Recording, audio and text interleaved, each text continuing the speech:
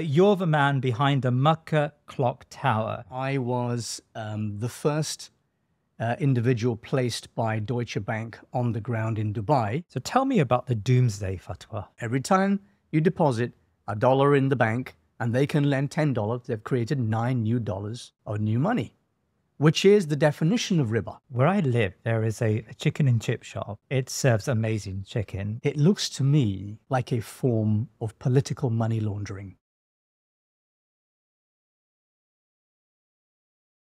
Muslims worldwide have come to the realization that the prevailing capitalist economic system does not serve us ethically. With its interest-based banking and casino-style financial instruments, a devout believer has no choice but to attempt to escape its haram, even if that hinders the progress and prosperity of our daily lives. In recent years, Islamic finance has been touted as an ethical alternative, a way to escape the haram, riba-based economy. Some have even presented it as an alternative to financial capitalism. The rationale behind these products is to accommodate the detailed Shariah rulings on trade, and Islamic scholars have endorsed products that Western financial institutes and governments have embraced. My guest today was an Islamic finance industry insider. Harris Irfan is currently the CEO of Cordoba Capital Markets. He has 29 years of investment banking and consulting experience.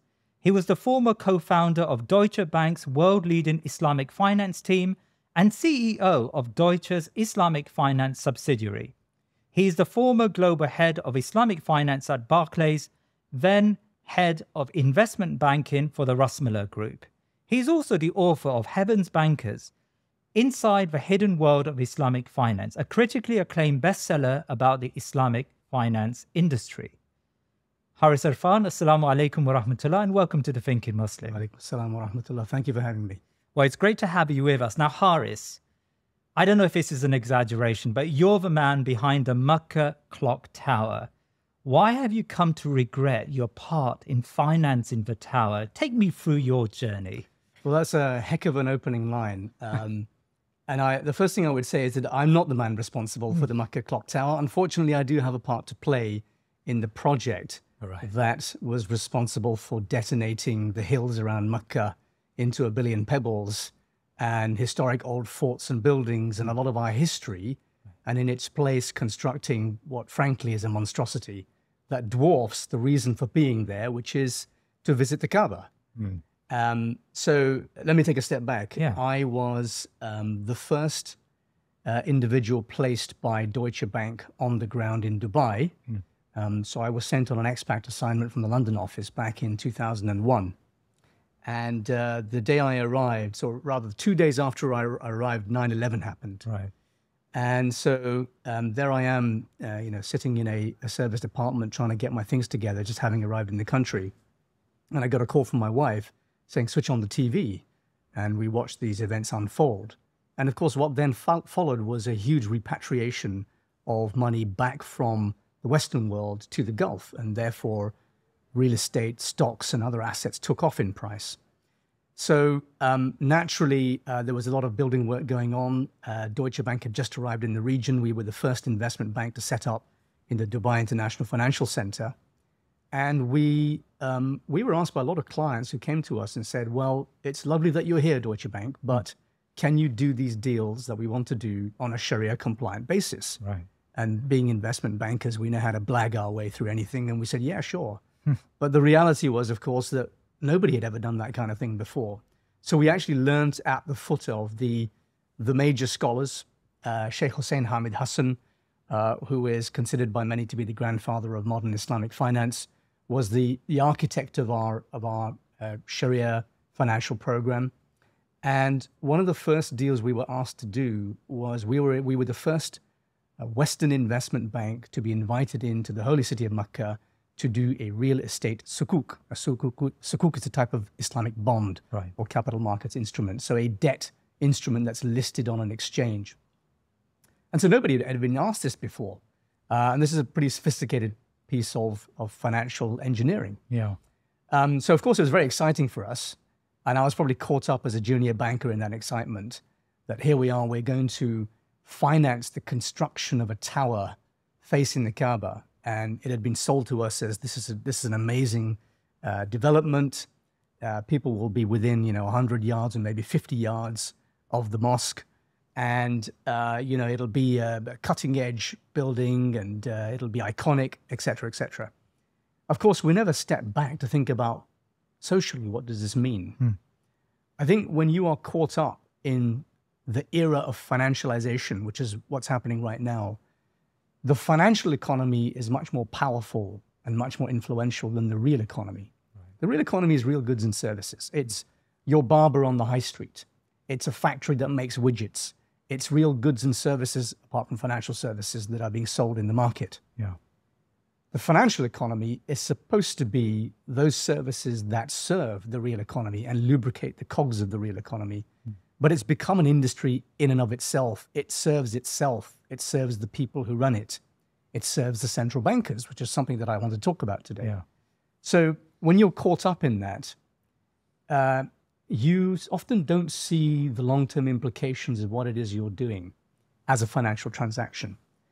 So there we were, very excited, creating this complex financial instrument listed on an exchange somewhere that would finance. It was actually the Safa Tower, which is one of the 7 towers of the Abraj al-Bayt. And I was one of the structurers, which is basically a sort of financial engineer who creates the financial instrument that funds this development. Wow. And all the while not realizing in my excitement that actually I'm participating in the destruction of my own heritage. And it's something that I look back on with great regret. I think that it's something that would have happened inevitably, whether I was there or not. Yeah. But it's also something that I think should serve as a warning for Muslims generally and for people generally, that this is the effect of financialization. This is the effect of what I call high time preference. And that's something, again, that I want to talk about a bit later. So your basic argument is, or your basic point about your days with Deutsche Bank is that you didn't consider the social impact, the historical impact, the Islamic moral impact of your decisions. Is that a fair summary of your, yeah. So you work for Deutsche Bank and you argue that big investment banks abuse the concept of Islamic finance. I mean, how do they do this? Well, I guess it pays to have a little bit of a history lesson here. I would say that probably the first instance of the modern Islamic finance era is an experiment called the Mitghamar experiment. Mitghamar is a town about 80 miles from Cairo. And an economist created effectively a social bank, or a social savings and investment institution. And depositors would put their money with the bank. That money would be used to fund local industry directly, and the profits would be shared with depositors. Right. So this is a very pure form of mudaraba, which is a no riba. No riba involved, no interest involved. This is a split of profits, and that's a real risk-sharing, real economy transaction, which is very Islamic. And that morphed eventually into a sort of social bank, social savings institution. I think there were 8 other similar institutions in Egypt at the time.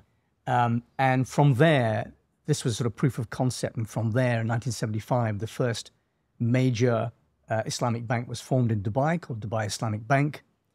At the same time, the Islamic Development Bank, which is a multilateral institution, was formed. And now you see the development of commercial Islamic banking. And at that point, you need to be regulated as a bank by the relevant authorities. And if you are to be regulated as a bank, then you must be a fractional reserve institution. Right. What does that mean? Well, it means that for every pound or dollar you deposit in the bank, they have the right to lend out more than is deposited in the bank. And that's the fractional reserve. So, for example, they may lend out $10 for every $1 that's deposited. In other words, they've created 9 new dollars from nothing. Really? It's a form of alchemy. It's money from nothing. Right. So if you were to ask a sensible person who knew nothing about, who was not formally trained in economics, what do you think of this? They might reasonably conclude it's a form of fraud. And yet this is perfectly lawful. Do all banks do this? All banks do this. British banks, American banks? Every bank in the world that is regulated by a central bank is a fractional reserve institution. Right, let me explore this fractional reserve idea, because when I first heard of it, it wasn't very long ago, it just blew my mind, right? So, okay, I go to a Islamic finance institute and I say, I want to buy a house. So presumably they will lend me money from deposits. So someone has excess surplus wealth and they want to keep that wealth safe and they put it into that Islamic bank, HSBC, Oman, or whatever it may be. You're saying to me that it's not only the money, the deposits that pay for my mortgage. There's other money involved in that. And this money is what? Just comes out of nowhere? It is, I mean, you could literally say that. It is created at the stroke of a keyboard click. But why? Why does this exist? So let's go back to gold in the 16th century. If you had some gold and you wanted to store it safely, you would go to your local goldsmith and you'd say, can you put this in your vault? Okay. And give me a piece of paper, a receipt that shows that I have put some gold with you. And he gives you put, let's say you weigh 5 pounds worth of gold and you put it in the vault. He gives you a piece of paper that says, I owe you 5 pounds of gold. Right. All well and good. Now you know that this is evidence that you own this. And it so happens that the goldsmith has a good standing in the community. Everybody respects him. They know he's an upstanding guy. He's a safe guy. And he's good for his word. So you can actually circulate this piece of paper in the economy as money, because it evidences that you actually own 5 pounds of gold, or you can have it divisible. He can give you 5 pieces that say, I owe you 1 pound. Right. Now, again, this is all very good, but at some point the goldsmith says, wait a minute, this guy who's deposited money with me never comes back to redeem his gold. So I could actually issue more pieces of paper than I actually have deposits. Now he's created a fractional reserve. Right. So the practice became that he would issue more receipts into the economy, and it was made legal. And eventually we saw institutions like Bank of England, which effectively codified this and institutionalized this process. So it was possible for a bank to maintain a reserve, but to issue more money than was actually stored in its vaults. And this is the origins of the fractional reserve system. Now, as long as the government found some way to regulate the amount of money that's in circulation, everybody believes this is all well and good. An increase of money supply in the economy means more credit creation, means more wealth creation, means more jobs, means more growth in the economy. Yeah.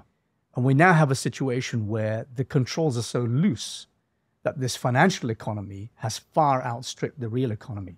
And every now and then there's a crash. Every now and then things get too impossible to control. And we have crashes like the 2007, 2008 crisis. Yes. And in such a case, you will see lines of people outside banks saying, no, something's gone wrong.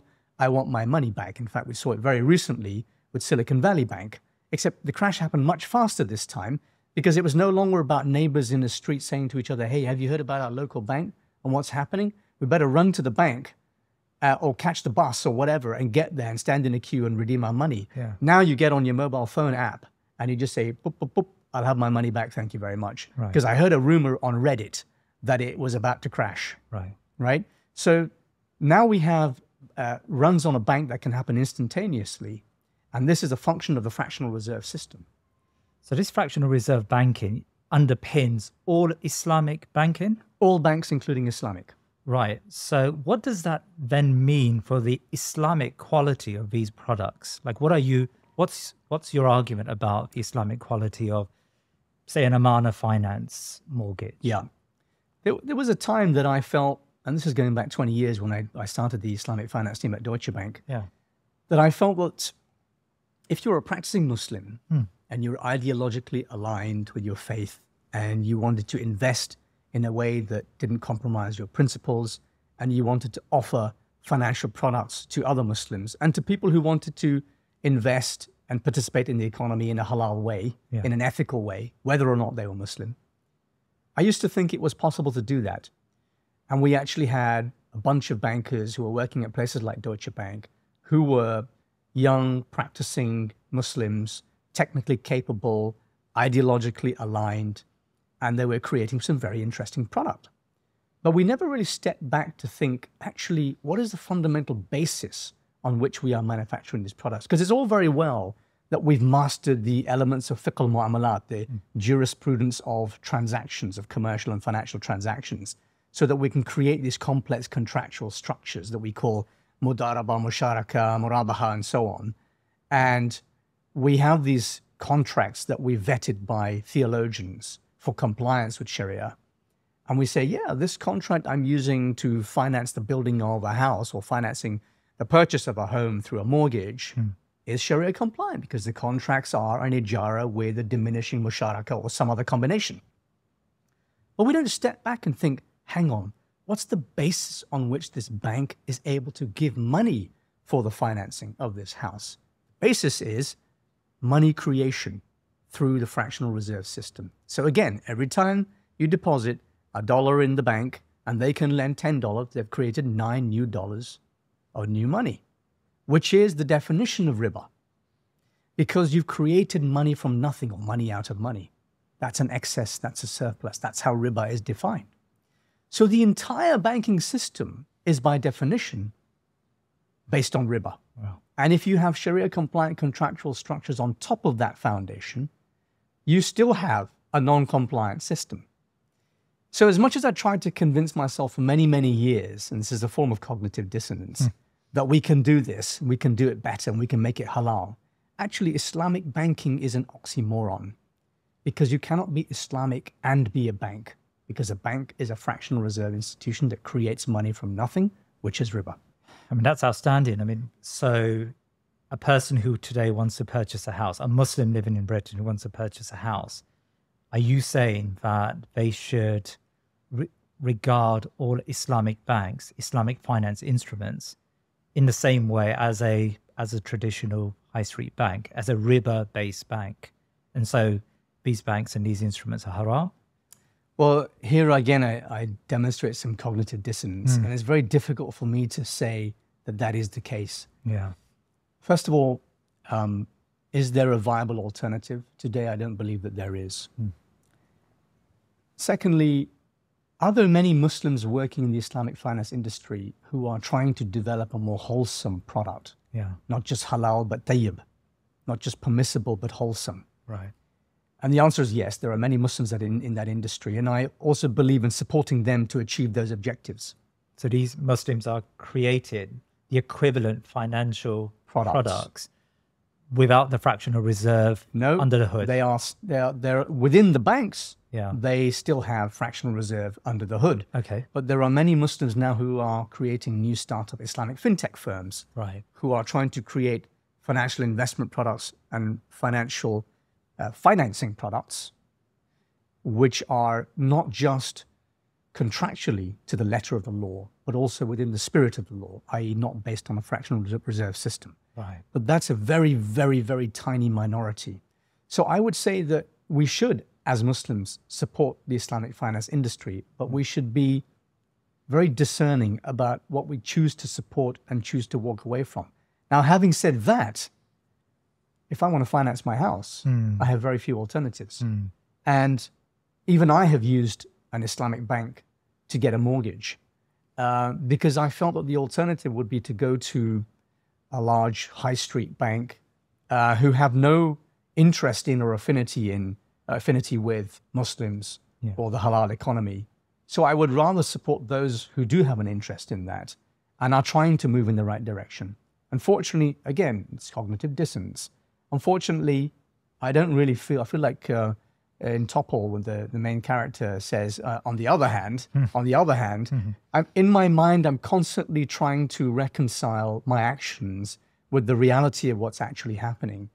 And I used to champion the Islamic finance industry, particularly the Islamic banking industry, for a long time, for many years, until very, very recently. But I now feel that it's so stagnant, it's so unwilling to change from the inside, and I've tried to change it from the inside, that I can no longer hand on heart say that I can continue to support the Islamic banking industry. And I would like the Islamic finance industry more widely to move towards its ideals of a risk-sharing, real economy-based services industry. Now, we're a long, long way from that. And I think a lot of what young entrepreneurs are doing now to create fintech companies, Islamic fintech companies, is a good step towards that ultimate aim. But I think we're a long way from that. And from a regulatory perspective, are they allowed to do that? Can you set up purely Islamic financial instruments that are not based on this fractional reserve banking idea? Yes, you can do that. It would be effectively 100% reserve institution. So every pound that gets deposited, a pound is invested somewhere else. Right. And it's not lent somewhere else at interest. It is actually invested somewhere else. Okay. Now, actually, that's a key point, because unfortunately, I see very, very few Islamic fintech firms who act as financing firms who do finance businesses on a risk-sharing basis. Right. Many of them use a form of contractual structure called commodity murabaha. And it doesn't really matter what that means, but let me give you an analogy. In the Middle Ages, of course, the church banned usury. Usury was forbidden in Christianity, always has been. And the way that financiers would circumvent that in the Middle Ages was to say, well, what if I took this contract and this contract and this contract, 3 different contracts, each with different aims. So it was called contractum triennius. And each of them was not alone with interest, but when I put them together, they effectively allow me to lend and get interest in return. Now, the church at the time said, well, these contracts are not in and of themselves non-compliant with church law. So no problem, you carry on, which is exactly what's happening. And hence we now see the development of the modern financial services industry. And even the church itself has turned a blind eye to interest. By, I think, 1917, the Vatican themselves were investing in interest-bearing bonds on their balance sheet. So that creeping normalization of usury has meant that original church law has been completely disregarded. And I fear that's what the Islamic finance industry has been doing for the last 60 years, since the Midramah experiment in Egypt. Yeah, so you mentioned a couple of times now risk sharing. What is that? Sorry, explain that to me. Okay. So if you're a business and you want to raise money, let's say working capital, I'll give you a specific example, actually. I've just closed a transaction with an international agribusiness. And it so happened that the CFO of this business was a Muslim, although the business is not halal, specifically certified as halal in any way. Although the product that they sell, which happens to be Brazil nuts, is halal. And he said, look, this company, I don't want to put debt on its balance sheet. I want to burden it with security and collateral and a burden for its future running, nor do I want to dilute the equity of this business and bring in new shareholders. So how do I raise working capital for this business so I can buy raw material, process them in my factories and sell them in the market? And together we worked on a form of instrument that we call a profit participating note.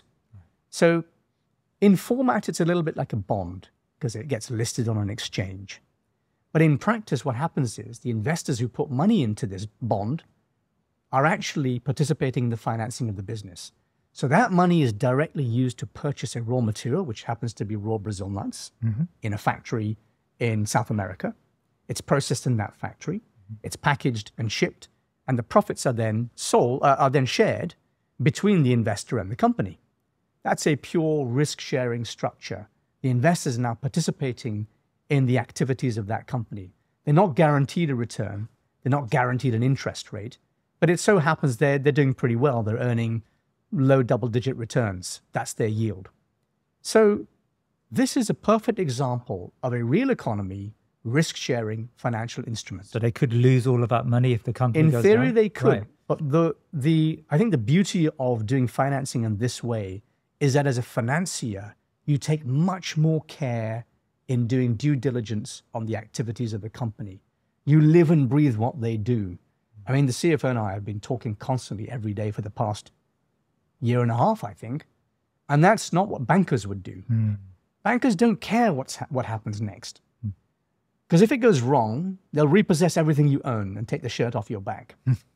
Whereas I, as a financier, do care what the business does. So I am much more heavily aligned with the business.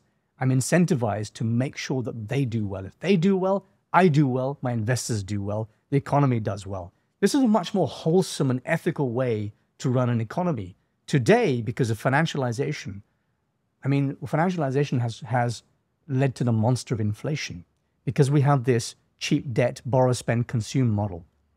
And what we call QE, quantitative easing, is very colloquially, I'll call it money printing. It's not actually money printing. It's a press of a button. It's a press of a button where a central bank increases the bank reserves in their accounts. Banks now have more money to spend on, or they can lend it. Long-term interest rates decrease over time as a result of QE, and consumers are now incentivized to borrow, spend, consume. And so we buy stupid things that we don't need. We change our mobile phones, the Apple 23 for the Apple 24, or whatever it is that we don't need to change every year, but we do. We change the car in our driveway every year with a new PCP agreement. We refurb our homes because we can extract equity from our homes at low interest rates. So this is a form of financial insanity. We're desertifying our planet. We're polluting our planet. We don't discipline our nafs. We don't practice sabr. We don't practice deferred gratification. We don't invest for our future. We just borrow, spend, consume. That's what we do today. We have high time preference. So as a result, we are in this cycle whereby we borrow as much as we can. And bankers don't care who they lend to anymore. They don't do the due diligence on how they lend. And venture capitalists, when they invest in a business, because inflation is so high, money sitting in a bank account is just devaluing at 10% per annum. So throw it away. Throw it into businesses that don't make any sense. You hear the word blockchain, metaverse, Web 3.0. That's the new buzzword. Let's invest in that. Throw money at it. It doesn't matter what it does. It's the new whatever. So I think we are in a financial economy that encourages poor financial decision-making. I think if we returned to a real economy, risk-sharing basis on which to finance businesses, we would have a much more measured and calculated process whereby the financier is fully aligned with the financee, the one who is receiving the money. It's not a borrower-lender relationship anymore. It's a partnership arrangement. In fact, musharaka is a form of financial contract in Islamic finance, which means partnership. Mudaraba is also a type of arrangement. Prophet ﷺ himself was a mudarib because he took in capital from people who had capital, the Rabb al-Mal, the lord of the debt, and he was the mudarib, the manager of the money, and he would invest it into caravans and manage that capital and then split the profits with the Rabb al-Mal, with the owner of the capital, in a real economy, risk-sharing way. So I'm a firm believer that if Islamic finance is to be successful and true to its roots, it has to reflect that same risk-sharing mudaraba model, whereby I, as the manager of money, am a true mudarib. And I have an amana, there's a trust on me to make sure that the business is successful. Not that I walk away and say, I want security and collateral and I want, and this is what happened in the Middle Ages, debt peonage. Eventually, I would take collateral in the form of human beings. Slavery becomes a way of life. So this is a move away from that. Right. I may sound very pretentious here, Harris, but a relative of mine said, I've got like a spare £100,000, like it's in the bank. Yeah. I can't take interest. So it's just sitting in the bank. Inflation is cutting into that money year on year. What do I do with the money? So they've come to me to ask me for some advice. And I haven't got a clue about Islamic finance or finance in general. I mean, so what would you advise? I'm sure you have lots of people who come to you and suggest and ask for your advice. Like, what would they do? Yeah, it's a very difficult question to answer because we don't yet have trusted institutions who can manage money in such a way. And I'm in the very fortunate situation where I've been an intrinsic part of this industry for over 2 decades. So I know where to go if I want to invest my pension, for example. Yeah. Most people don't. We're beginning to see the green shoots of these early stage Islamic finance, Islamic fintech companies that offer investment platforms. Now, what's fintech? What's fintech? Fintech is financial technology. Okay. So you may have used mobile app-based services like Monzo and Revolut. Exactly right. All right. So you use your mobile phone now to make contactless purchases and via your bank account and do foreign exchange and so on. Right. And that's really financial technology. It's a move away from traditional high street banking where you go into a branch and you talk to your bank manager. Sure. There's a place for both, but fintech has allowed the financial services industry to develop at a much faster pace. Yeah. And it meets the needs of the modern, millennial and Gen Z generation. Yeah. So these fintech companies are starting to establish platforms which allow Muslims and people who want to invest in an ethical way to find halal and ethical product. There's a snag. The snag is that there aren't very many investment products out there. And a lot of investment products and financing products are being touted as halal, but still have this commodity murabaha. Remember that discussion we had about contractum trinius, the modern version? Yeah. They still have this commodity murabaha, sometimes called tawarruq. If you see those words in the small print, run a mile. Really? Because as far as I'm concerned, that's a form of deception. We're trying to fool God into believing that this fancy contractual structuring on pieces of paper somehow makes this financial instrument halal. And I'm very disturbed to note that a lot of new Islamic fintech companies are jumping on this bandwagon of let's create a new Islamic fintech company and capture this new market because people are moving away from Islamic banks and traditional banking. And what they're doing is trying to replicate what the banks already do, which is either fractional reserve or using contractual structures like commodity murabaha. Once again, remember those words. If you see that in the small print, as far as I'm concerned, that's a deception. Harris, there are many scholars, Islamic scholars of high repute, who endorse these products, and some of them sit on the boards of these Islamic finance companies. Are you, in effect, saying that these Islamic scholars have all got it wrong? I'm not saying that, because the vast majority of scholars in this industry that I've met and I know are, first of all, highly competent individuals, and secondly, individuals with a high degree of integrity. So I certainly wouldn't say that. What I would say is that they are captive to the system, much like economists are, and perhaps in some cases they can't really see beyond that narrow focus that they have. And in order to stay employed, they appear to have little choice but to endorse the products that currently exist. The second thing I would say about that is, in many cases, they have put provisos on these products, which are often ignored. So, for example, in the case of commodity murabaha, which is often described as tawarruq by many banks, it's not important what the specifics are of the transactions involved in it, but basically it's a case of smoke and mirrors. So you will have, for example, a lot of metal being traded on metals exchange between different parties. And what the scholars say, particularly if you look at the standards published by an industry body called AOFI, they say as long as it is not organized tawarruq, meaning that the buyers and sellers of these metals on an exchange have not been fixed and organized in advance, predetermined in advance, it's a halal transaction. And that is actually true. I agree with that. Despite my reservations on commodity murabaha, actually, that is a correct assessment in my opinion. The problem is that all the banks practice organized tawarruq.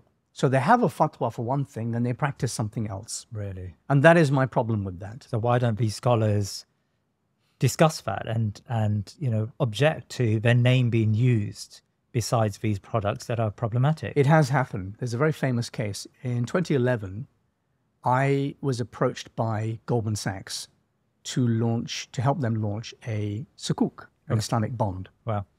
And it would have been a large transaction, I think $1 or $2 billion or so. And I said, well, that's interesting. I'm willing to act as a consultant on this project. I was in a consulting role at the time. And I said, okay, first of all, what form of structure are we going to use here, contractual structure? And they said commodity murabaha. I said, that's problematic. Let's go down a different route. They said, no. We have to go down this route because we've already got pre-approval internal. I said, okay, but there are many provisos if you use this, and that's the only basis I can work on this. And I said, first of all, what's the money going to be used for? They said, and these literally are their words, don't ask too many questions. I said, whoa, I'm out of here. That's a Goldman Sachs motto. I cannot work on something where you don't even want investors to know how the money is going to be used. Wow. That's an absolute, red flag for Muslim investors, for halal investors. Right. So they went ahead and tried to use this structure and they tried to launch it. And predictably, it was a failure.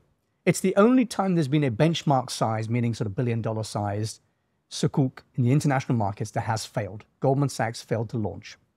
And many of the scholars who were involved in that had their names attached to the offering document to investors said, whoa, I didn't say that. I spoke to them in private. I spoke to a number of them in private. Said, no, I didn't say that. Right. And I didn't sign up to this document.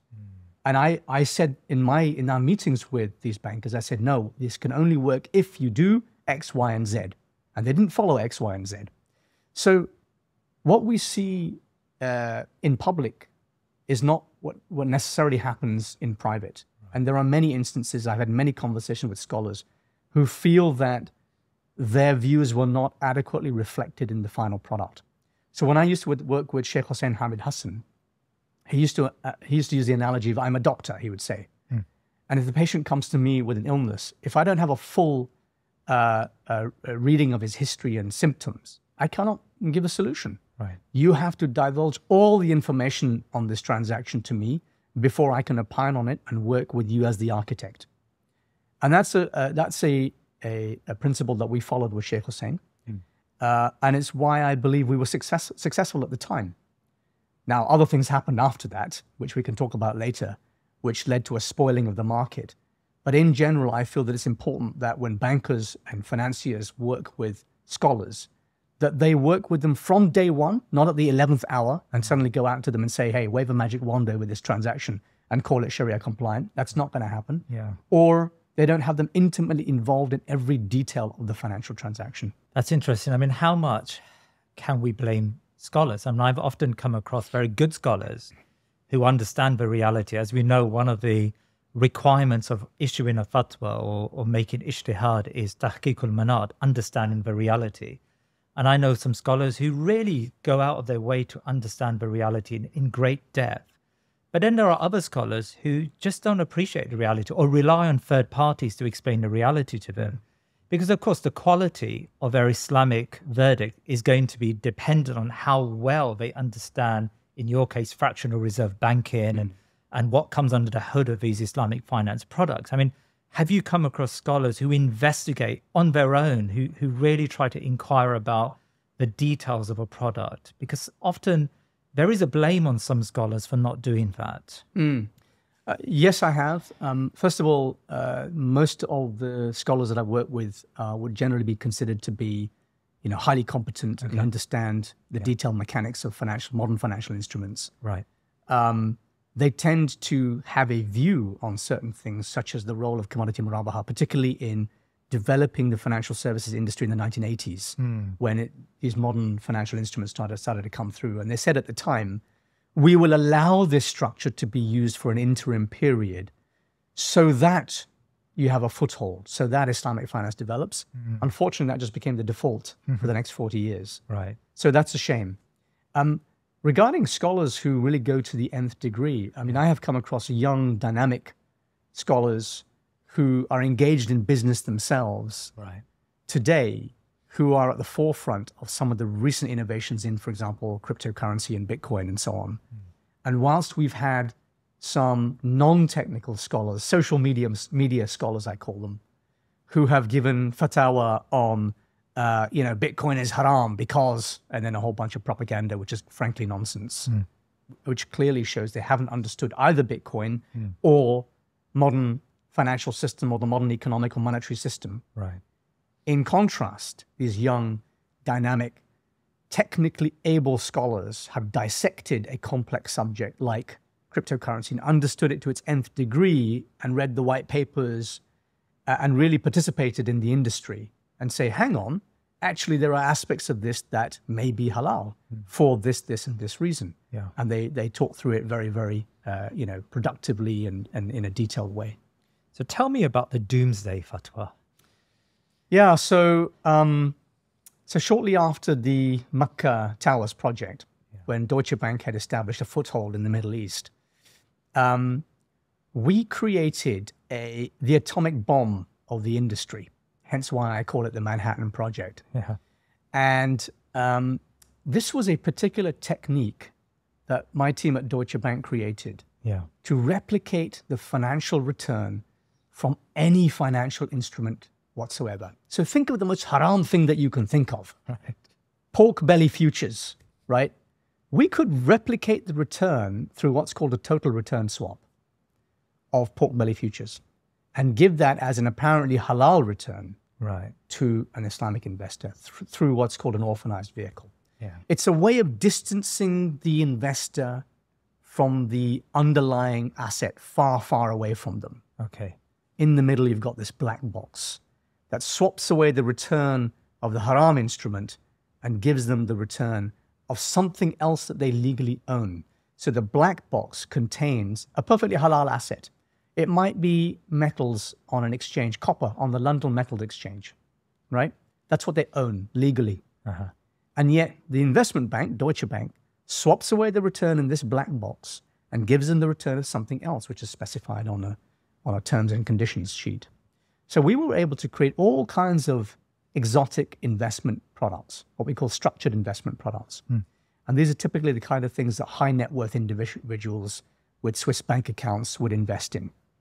All kinds of very highly complex derivative instruments. Now, one of the reasons why we created this, remember going back 20 years, the Deutsche Bank team was young, dynamic Muslims, practicing Muslims who wanted to do the right thing.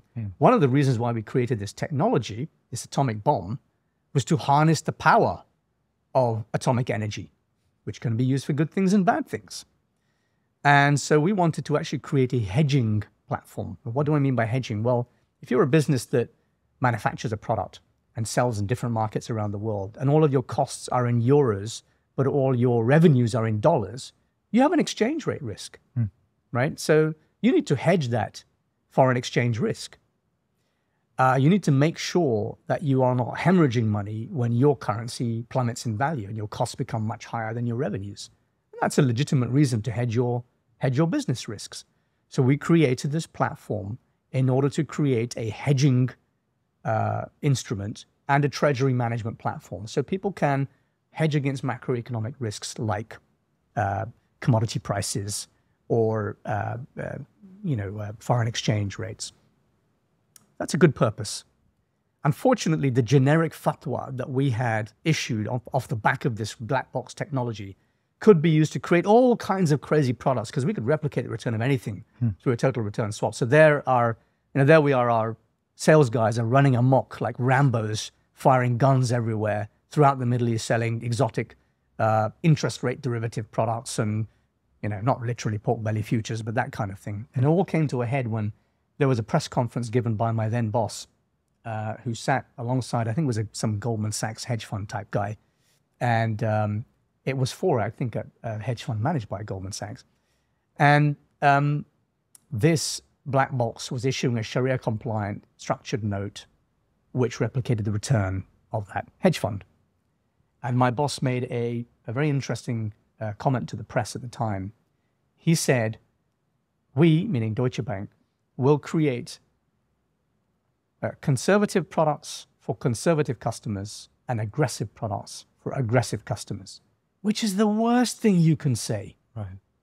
When all the Muslim world is watching this, saying, yeah, we can create alcohol that's kind of, not alcohol and kind of is alcohol and we can make it halal. Guys, please, this is the wrong thing. That's what happens when you have Islamic finance that's run by non-Muslims. Wow. They don't understand. They never lived that experience. Never sat in they never walked in our shoes. Yes. And they don't realize that's the kind of comment that can get you into a lot of trouble. And that did cause a lot of trouble.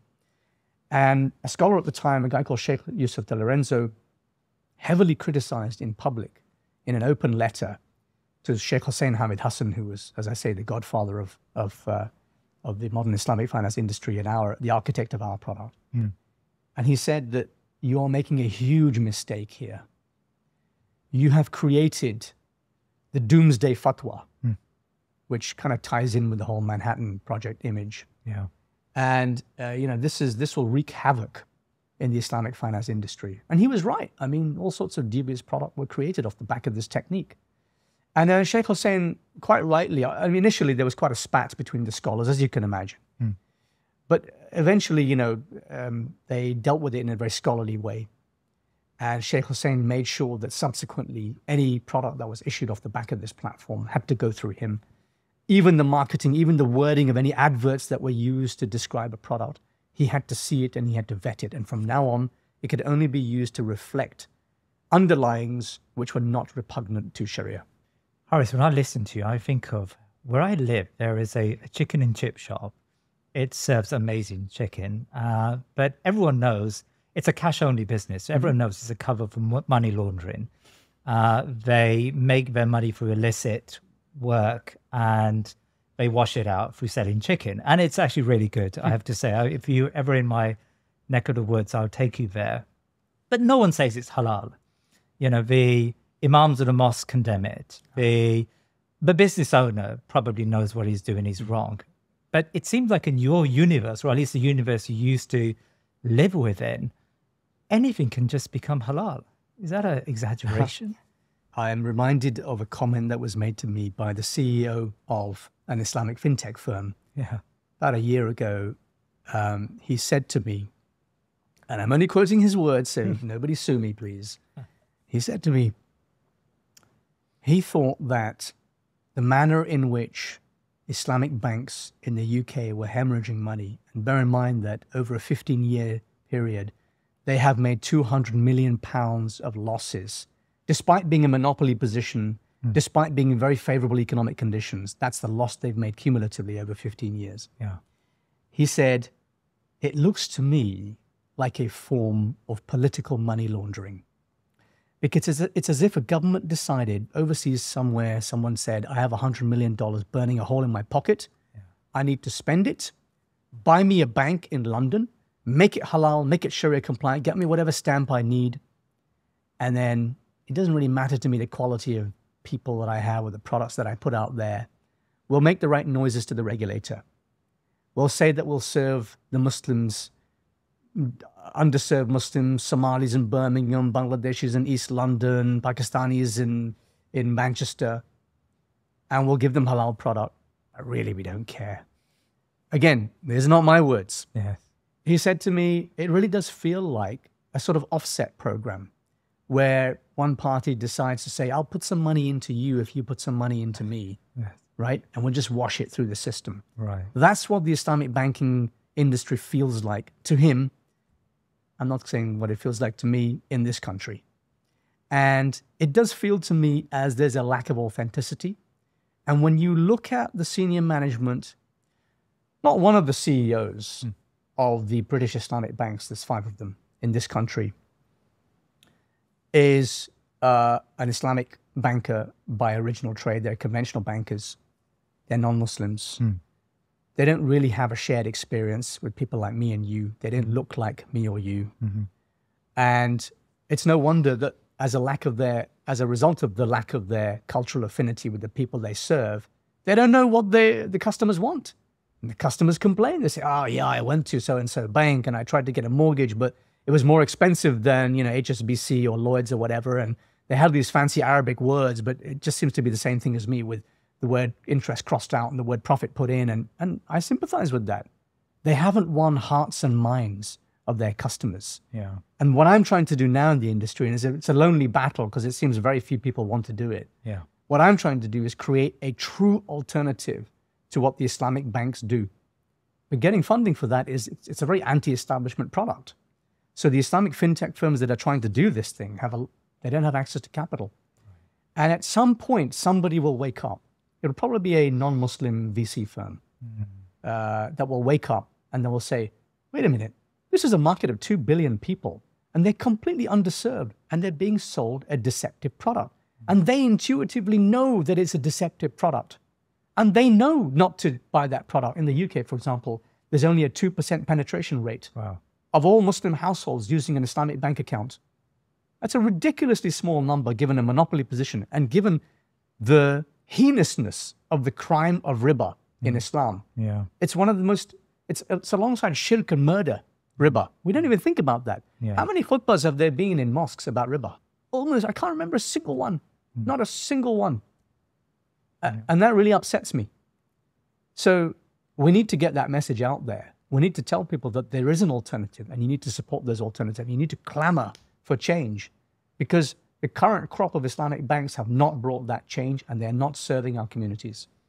And that message is coming through loud and clear. Yet we do have governments passing legislation to accommodate the contemporary Islamic banking scene. I mean, I was amazed to hear that Russia very recently. And Russia doesn't have a very favorable, let's say its view towards Muslims has been quite problematic over the last decade or two.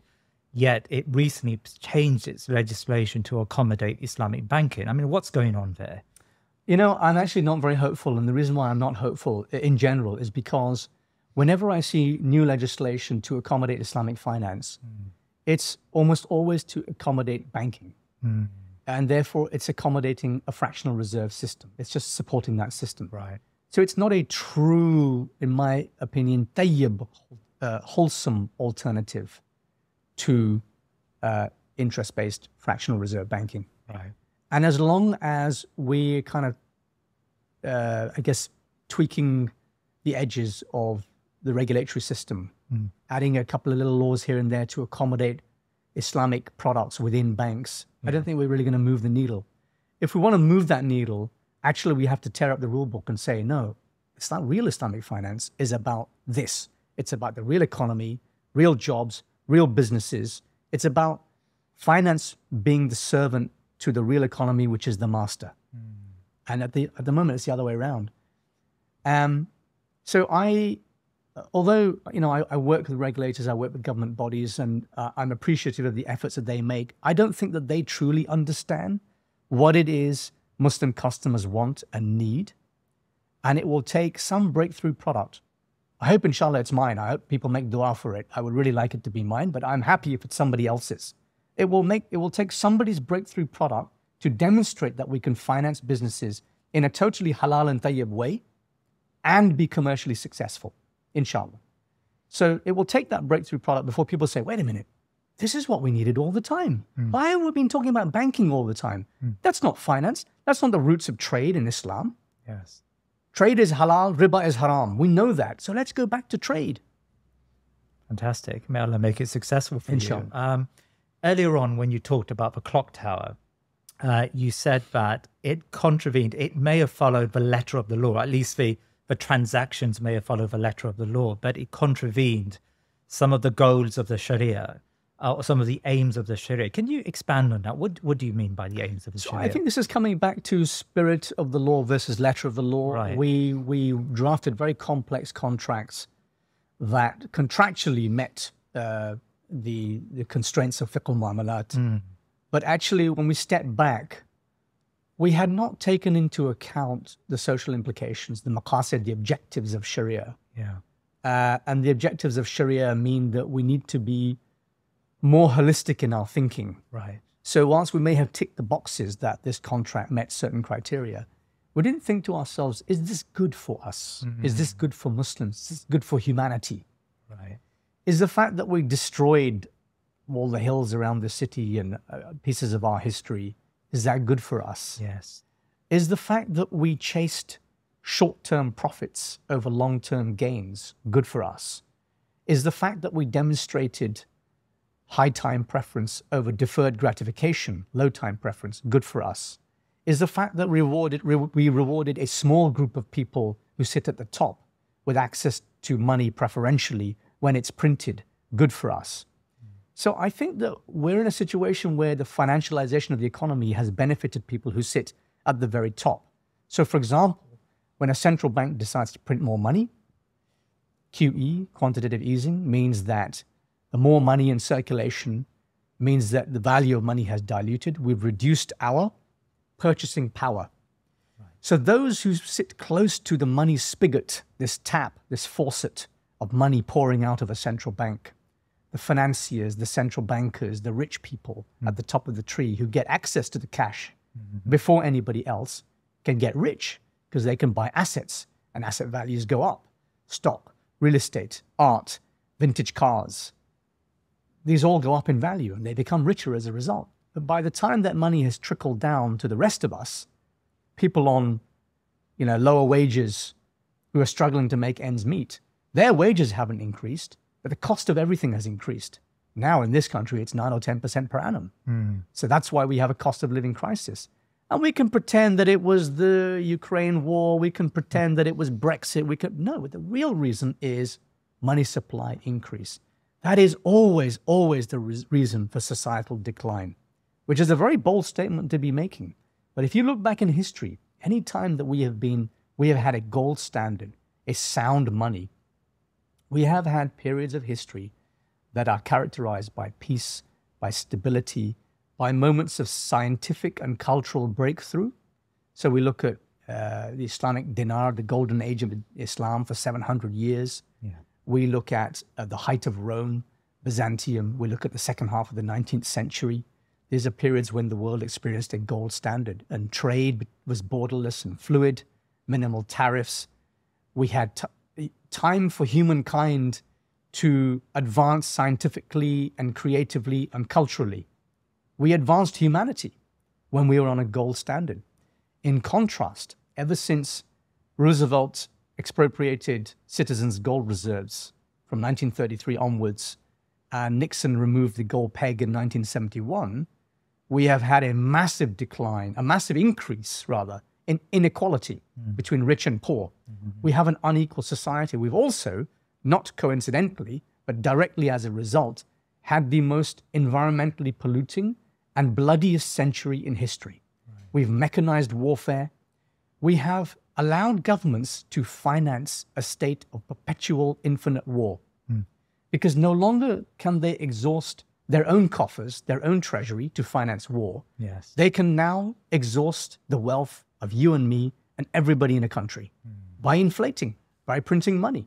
And that's why Nixon depegged from gold in 1971 to finance the Vietnam War. And now we have been in a state of perpetual war since then. So having an unsound fiat money, fiat money is money that is decreed to be so by a government, so that's dollars, pounds, euro, yen, etc. An unsound money is one that can be printed at will, that is pro-inflation, that is pro-Riba, that is pro-war, that is pro-environmental pollution, that is all of those things that increase GDP, this one blunt measure, gross domestic product, that we think measures human progress. We say GDP has gone up and everybody says, yay, GDP has gone up. We've done a great job, guys. But GDP does not measure human happiness, literacy rates, suicide rates, divorce rates. It measures the exchange value of goods and services, not the experiential value of human life, of animal life, of plant life, of this planet's life. So fiat money has directly contributed to climate change, for example, is my belief. And I mean, I think there are strong arguments in favor of a return to what I call a sound money. I think gold is impractical, and I have come to believe that Bitcoin is the most Sharia compliant form of money ever invented in the history of humanity. And that is what I advocate now. We had a discussion about Bitcoin on a previous show with you, but it seems to me that your criticism is actually a criticism of capitalism. It's a criticism of where capitalism has led us, and the stage of capitalism we're at is creating this boom and bust economy, an economy of inequality, an economy which loses sight of some of the sublime objectives human societies should be seeking. So it's a very wholesale criticism. And I suppose the counter argument, or at least I'm going to see it in my comment section, will be from some Muslims who say, well, wait a minute. Are you not, Harris, do you not have a problem with trade and a problem with profit, a problem with wealth creation? Are you just endorsing a Islamically tinged socialist type of economy, which puts the brakes on the type of wealth creation that capitalism has undoubtedly created in the last century? I am not. I strongly believe in free markets. I strongly believe in wealth creation, right, if done in a way that accords with the law of Allah. And in fact, there is a very famous hadith about price fixing. So prices of commodities were shooting up, and the people approached Prophet ﷺ, and they asked him to fix prices. And he says, I will not do it, because it is Allah who is responsible for prices. Right. And he did not want to be responsible for performing an injustice on the people, for which he would have to answer on the Day of Judgment. Every experiment that we have seen, and in extreme forms, it's taken the form of communism, for example, where we attempt to fix financial or commodity markets, or fix prices, or fix the economy, or centrally plan the economy, has resulted in disaster, in mass starvation even. Clearly, that is not the system that Allah intends us to use. Similarly, the modern form of capitalism is not capitalism as I define it. It's capitalism on steroids. It's turbocharged. It's intended to benefit a very, very few people at the very top. Capitalism is a good thing. Capitalism is a fair distribution of wealth creation across all levels of society. Everyone can have a basic, decent standard of living and a closure of the inequality gap. I believe capitalism is something that Allah actually wants us to do. He wants us to create wealth in a good way and use it in a good way. And there are checks and balances there. We have to protect the weak and vulnerable. There are hadith about not meeting the traders, the caravans outside the city limits, so that you're not able to take advantage of prices in bulk before the commodities reach the marketplace. This is a form of protecting the consumer. There is a famous example of Imam Abu Hanifa, who he owned a textile shop in Kufa. He was a textile trader.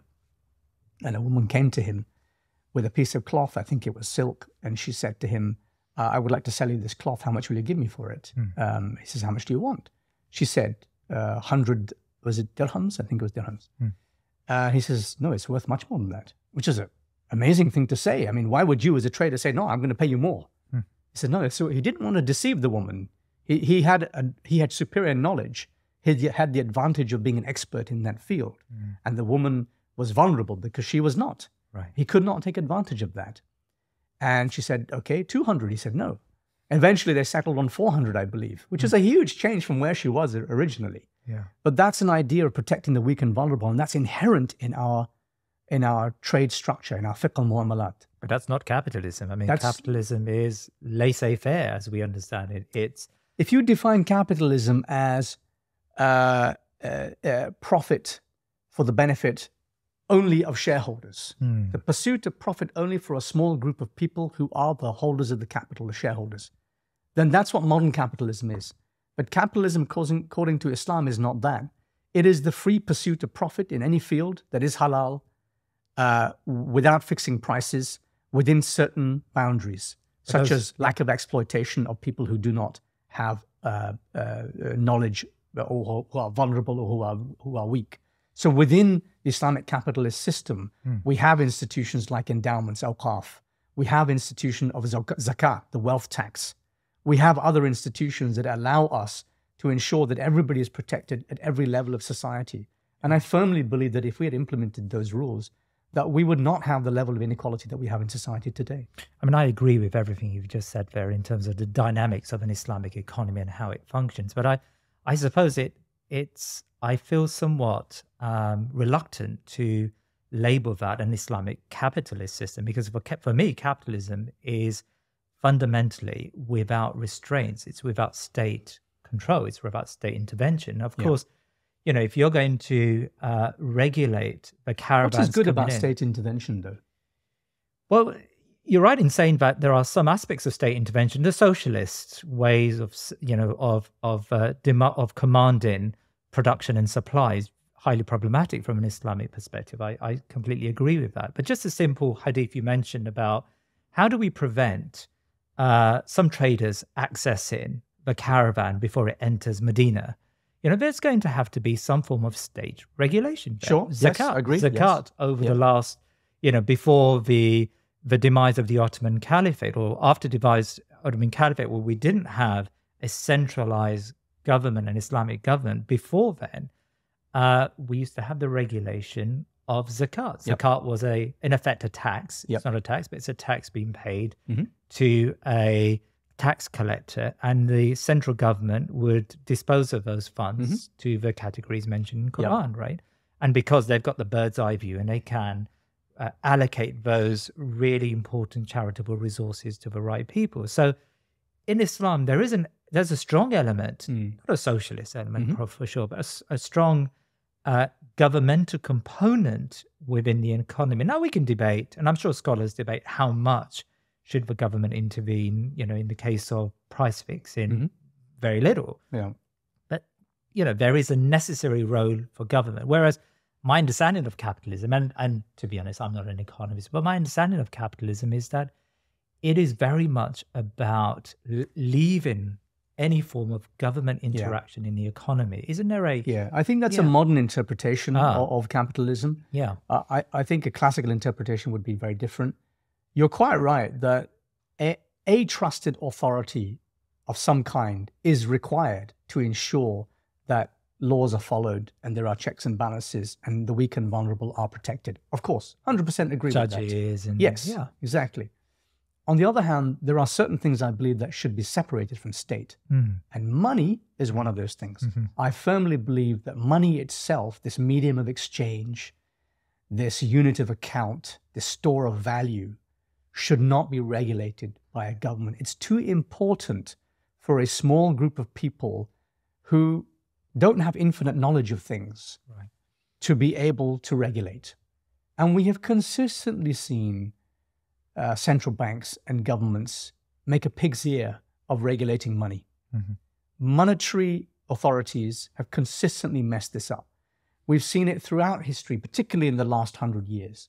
The moment you allow a government to, for example, Emperor Nero clipped a gram off I think it was an 8-gram coin of gold at the time. And you can probably chart the decline of the Roman Empire from that point. Because at some point you end up in a spiral of lawlessness and riots in the streets and people not being able to afford bread.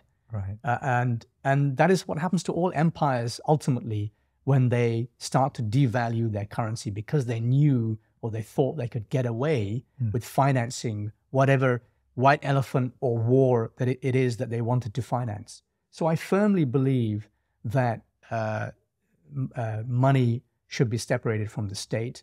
And that's why I believe in a decentralized form of money, as gold was once when we had a gold standard, but it is really no longer. It's too impractical, which is why, again, I come back to the idea of a sound, hard money like Bitcoin. And I think we need to explore Bitcoin probably in another show, but I think it's a really interesting subject to explore further.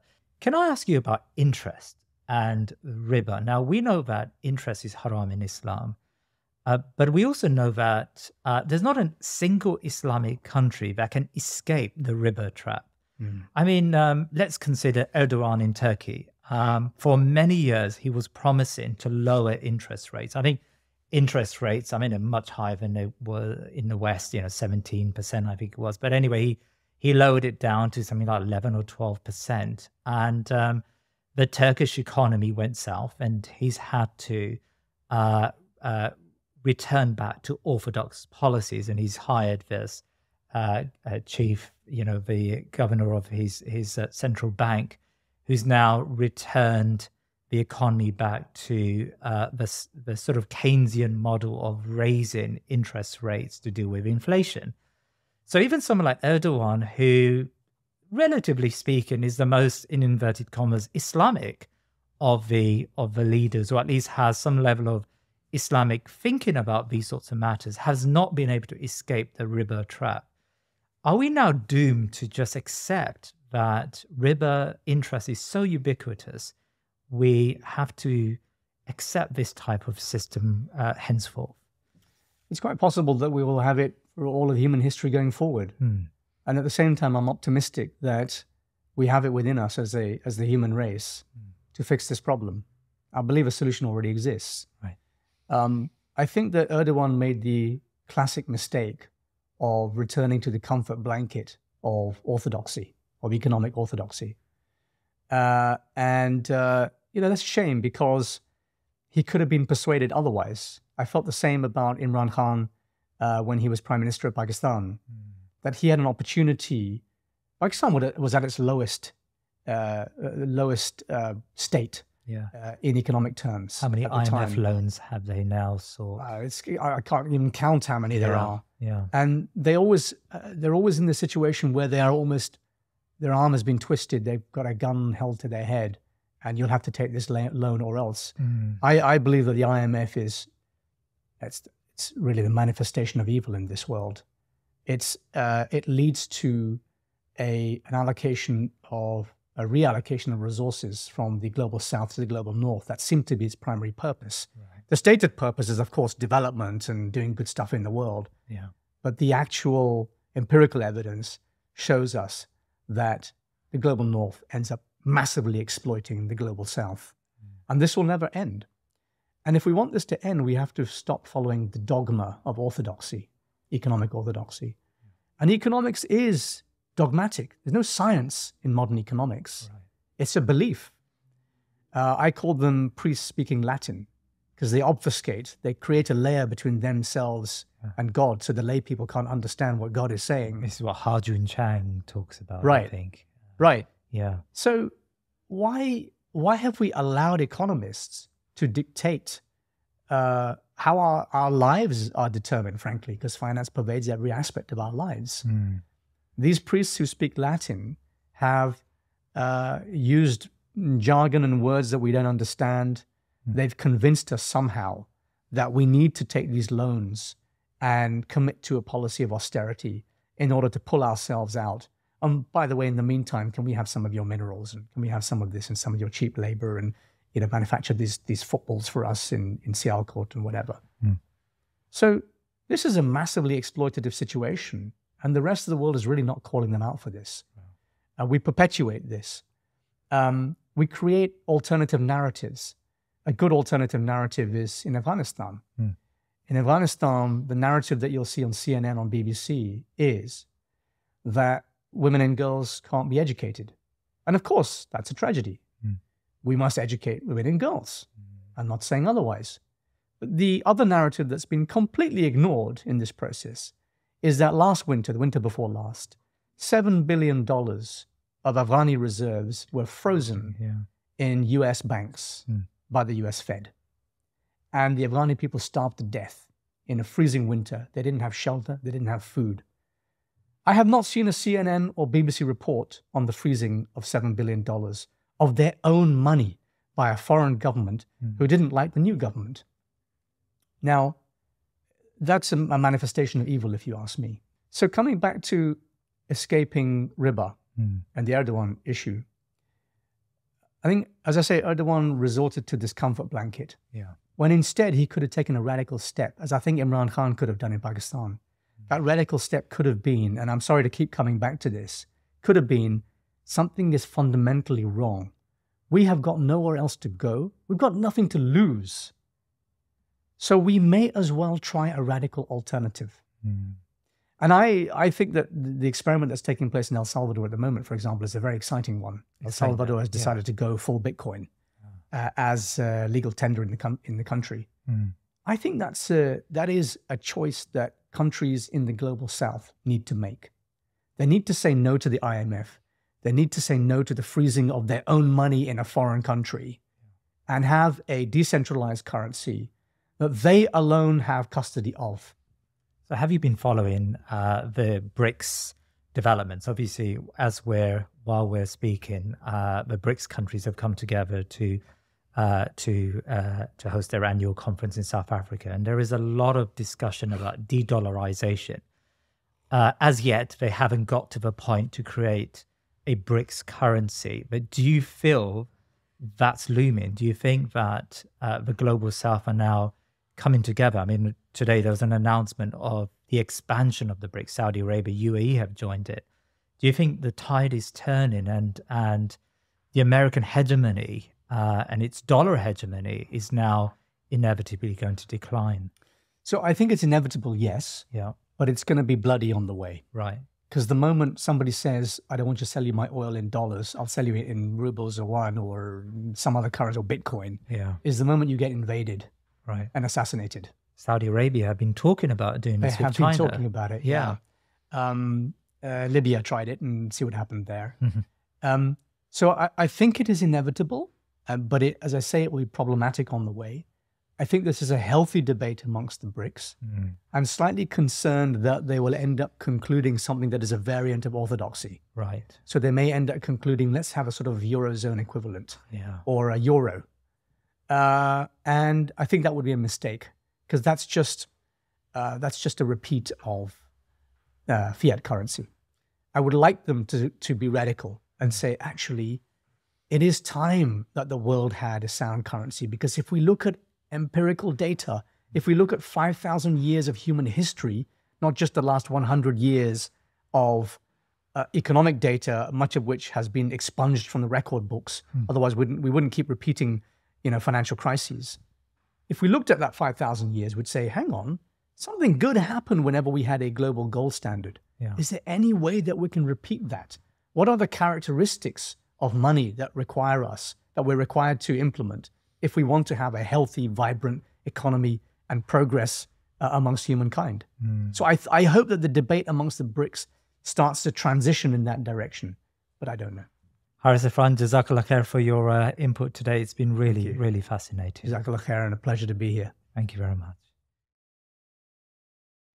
Please remember to subscribe to our social media and YouTube channels, and head over to our website thinkingmuslim.com to sign up to my weekly newsletter. Jazakallah khair.